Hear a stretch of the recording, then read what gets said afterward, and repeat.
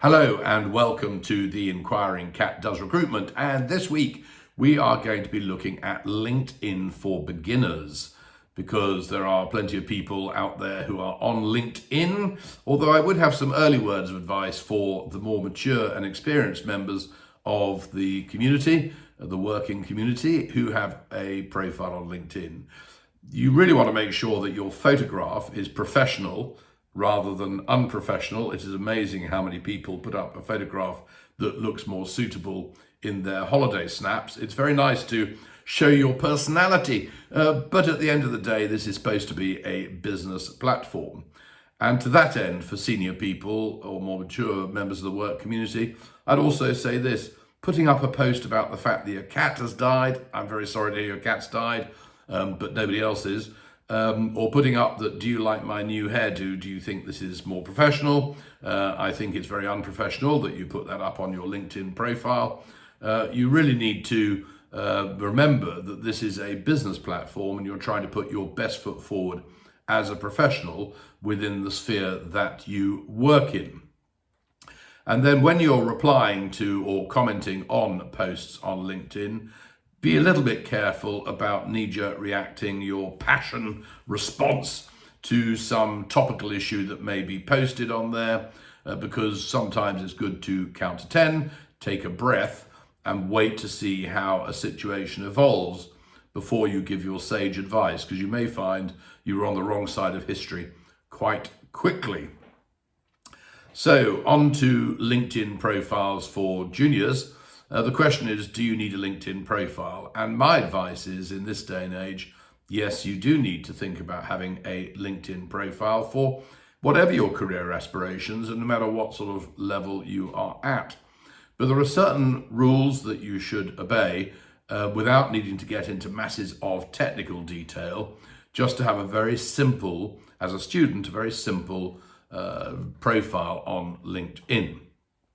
The first thing is, yes, have a professional photograph and keep it up to date, because there's nothing more ridiculous than a 40-year-old still having their 18-year-old photograph there.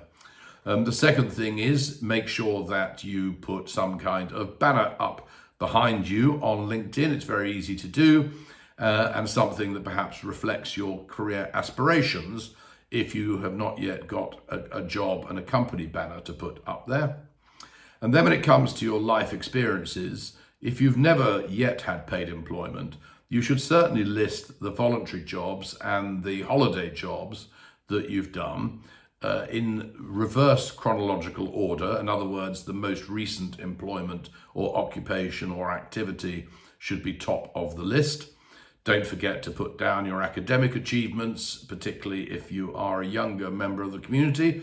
If you're in your 50s, nobody's too worried about how many O-levels and A-levels you got, but they are interested in whether or not you've got a degree or a master's, an MBA or something like that. And you also want to remember to harvest as many testimonials as you possibly can from every holiday job or internship or anything like that that you've done, and ask people to put those onto your LinkedIn profile. It's a perfectly reasonable request to make.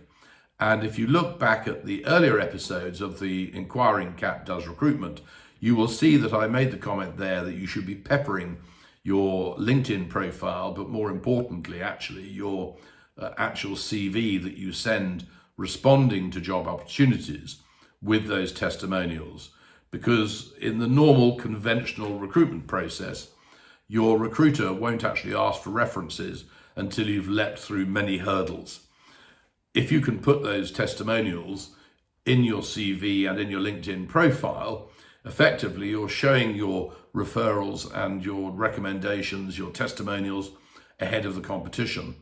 In other words, anybody who's not watched The Inquiring Cat Does Recruitment, and that should help you elevate your opportunity with the job that you're going after. So do have a profile, keep it simple.